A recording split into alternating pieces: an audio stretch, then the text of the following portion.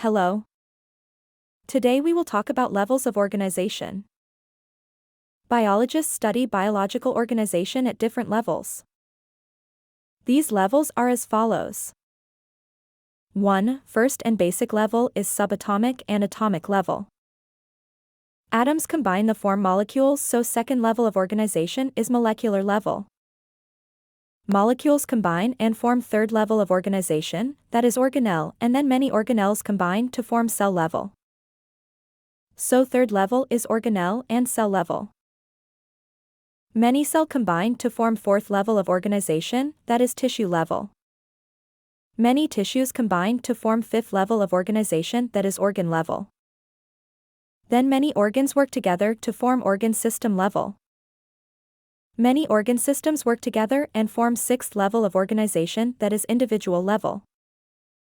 Many individuals of same species form seventh level of organization, that is population level. Many population of different species form eighth level of organization, that is community level. Many communities form the final level of organization, that is biosphere.